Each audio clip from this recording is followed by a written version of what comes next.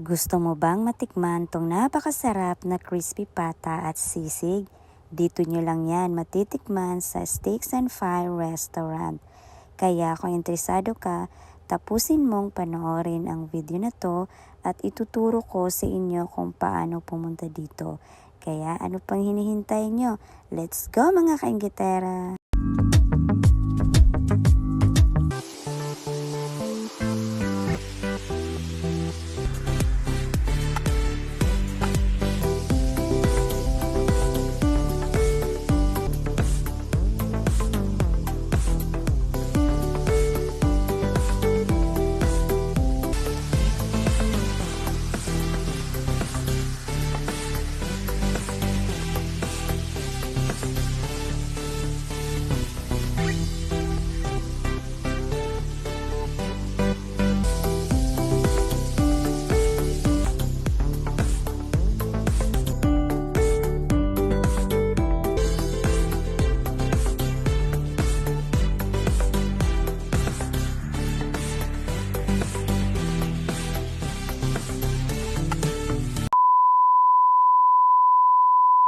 Hello mga kainggitera! Another day, another vlog na naman tayo. For today's video, samahan nyo kami kasi may pupuntahan tayo.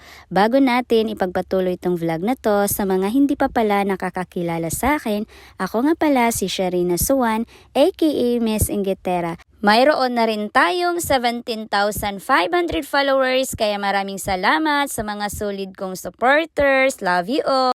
Pagkalabas nyo mismo sa MTR, ayan, diretso lang ang lakad. Wag na kayong kumaliwat, wag na kayo kumanan. Basta straight walk. Para sa akin, 10 to 15 minutes walk from MTR papunta dun sa restaurant. Pero nakadepende yung lakad natin. Mabagal ba tayo or mabilis? Ako kasi mabagal ako maglakad kasi nga eto si Miss Inggitera yung nagfi-feeling vlogger pa. Charot!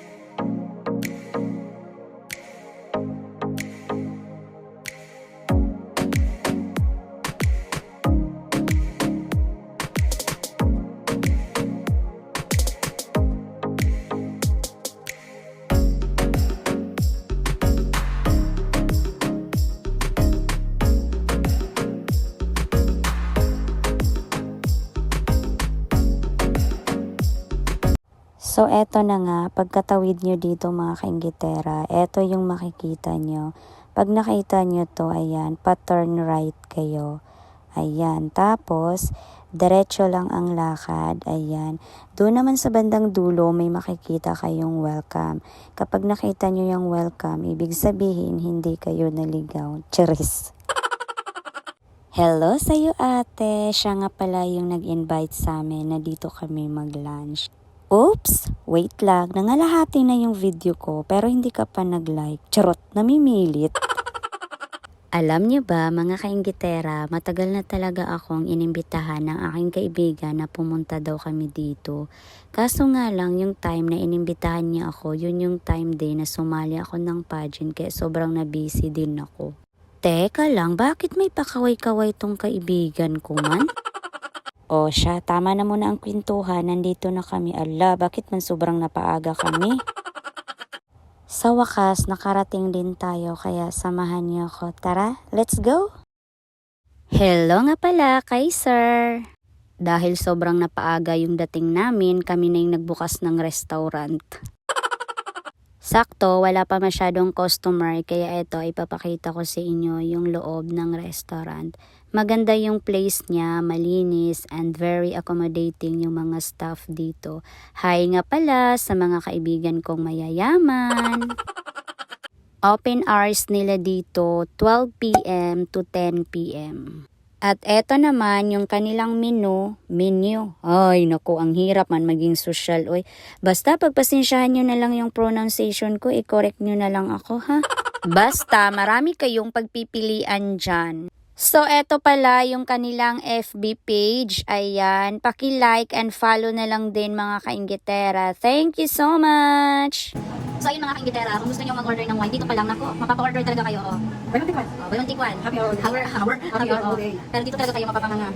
Meron sila, sex on the beach. Tama ba? Tapos, meron pa silang, sumali, uy, slippery na po. Sumali. Dan ko pinupuan. Uy, bastos. Kamikaze, di ba? Eto na nga yung aming mga order. Meron kaming crispy pata with rice and vegetable for $148. Meron din kaming sisig na with rice sa halagang $78. Tapos nag-order din kami ng half sa chicken sa halagang $78. Share ko lang to sa inyo mga kainggitera. Minsan, itreat din natin yung ating sarili na kumain tayo ng masasarap na pagkain.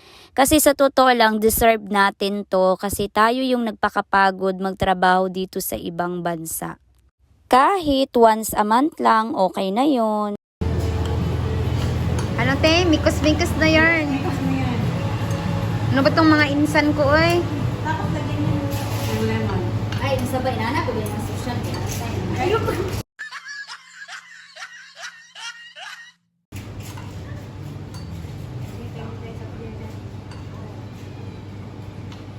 Hindi halatang gutom na si ate, o di ba nagmamadali na siyang hiwain kasi nga nagugutom na daw siya, panay video pa daw ako. Siyempre, bago kakain, hindi makalimutan mag-pray. Let's eat mga kainggitera! Habang kumakain kami, story time muna tayo. Ayon sa aking nasagap na balita, Char, Marites yarn. Eto kasing kaibigan ko na nag-invite sa akin, hindi niya sinabi na marunong pala magtagalog yung mga waiters dito. At may isang waiter na Pilipino talaga siya. Tapos, yung isa naman ay kapatid ng may-ari, Chinese, pero napakagaling niyang magtagalog. Mas maganda pa nga pakinggan yung Tagalog niya kaysa sa akin eh. Dito sa crispy pata ba to?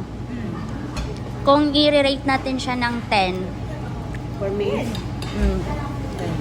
10. Sarap talaga ano. First time kong nakatikim ng ganito. Natikman niyo ba sa ibang restaurant? Shoutout nga pala sa iyo ate. Gusto ko lang mag-thank you dahil sa pag-invite mo sa amin. Natikman namin tong masasarap na pagkain. Paalala lang po sa mga kaibigan ko, kung mapapanood nyo man tong video na to, sana wag nyo akong ikahiya bilang isang kaibigan nyo. Sobrang nasarapan lang talaga ako sa crispy pata.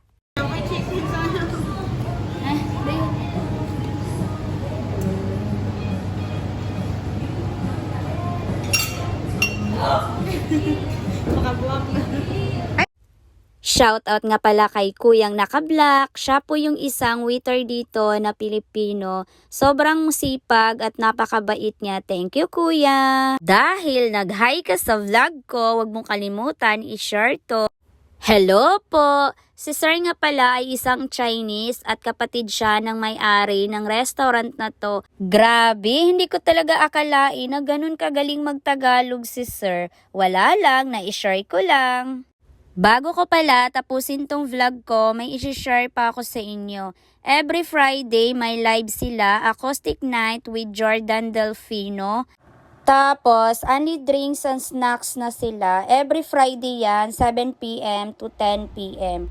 Ayan, sa mga makakalabas every Friday, pwede kayo mag-chill dito. So, ayun lang, dito na magtatapos ang aking vlog. Kung nagustuhan nyo man, don't forget to like, share, and follow. Thank you, bye!